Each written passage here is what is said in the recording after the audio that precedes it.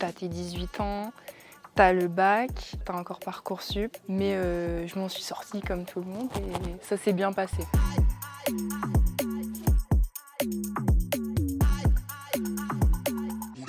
Je savais que je voulais être professeure. Et donc après, j'ai vu que ça serait bien de faire une licence en histoire. Donc après, je suis allée voir, j'ai noté licence d'histoire. J'ai pris la carte et je me suis dit, bon, bah là j'aimerais pas. Et après, au fur et à mesure, ça m'a fait un peu mes choix comme ça. J'ai regardé aussi les distances de train, par exemple. C'est bête, mais c'est quelque chose qu'il faut prendre en compte aussi. C'est l'entonnoir, en fait. Après, au fur et à mesure, tu vas de plus en plus précisément dans le détail. Tu regardes aussi les contenus des formations, parce que ça, c'est super important.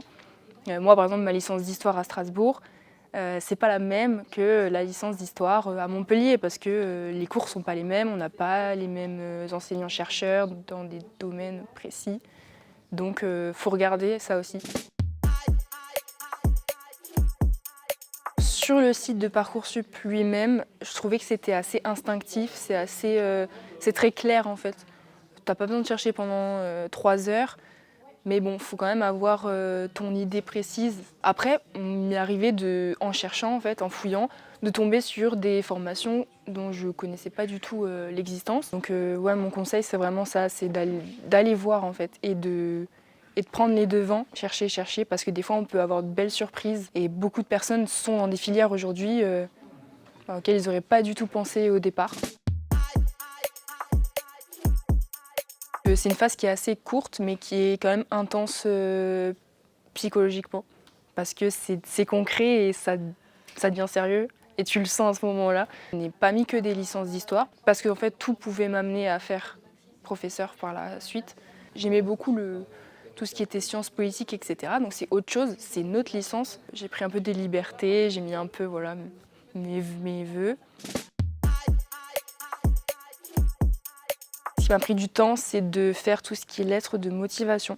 Tu fais quand même une lettre pour chaque vœu. C'est quand même la première chose qu'on voit de toi, entre guillemets, donc tu as quand même envie de bien faire.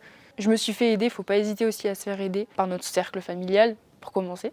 Quand j'ai eu des petits doutes, je suis allée voir mon professeur principal ou alors mon professeur d'histoire-géographie. Il est passé par là, donc il pouvait aussi m'aiguiller, etc.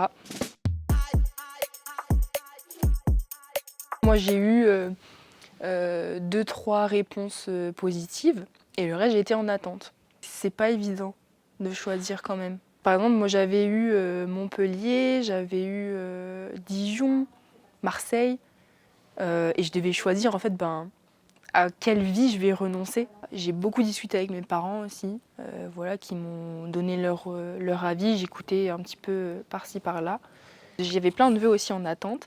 Et je devais choisir, voilà, est-ce que je reste en attente ou est-ce que j'abandonne mon vœu en fait. Mais ça c'est un peu un coup de poker aussi, tu te dis bon, là je suis classée telle et telle dans la liste d'attente, ou là je suis très loin donc vaut mieux que j'abandonne pour laisser ma place aux autres. Donc en fait tu fais des choix dans les vœux auxquels tu as eu un avis favorable, mais aussi dans ta liste d'attente.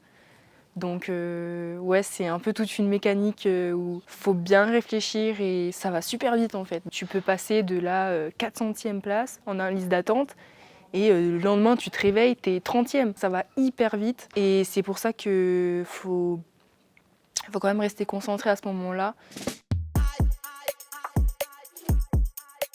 C'est vraiment de s'écouter un maximum. Alors je sais que c'est un âge où on se construit beaucoup, où il y a beaucoup d'incertitudes, etc.